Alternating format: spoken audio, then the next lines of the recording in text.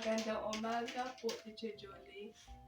Magluluto po ako ngayon ng quick-quick. Una, ihanda ang mga sangkap.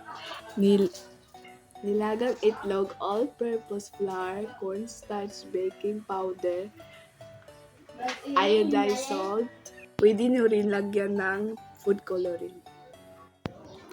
Ihalo ang all-purpose flour at cornstarch. Lagyan ng sangkapat na lasang tubig. Huwag kalimutan na lagyan ng asin. Painitin ang mantika ng 4 na minuto.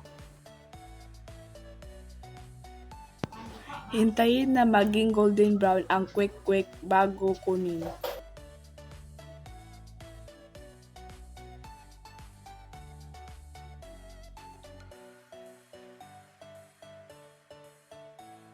Yun lang po. Salamat sa panonood.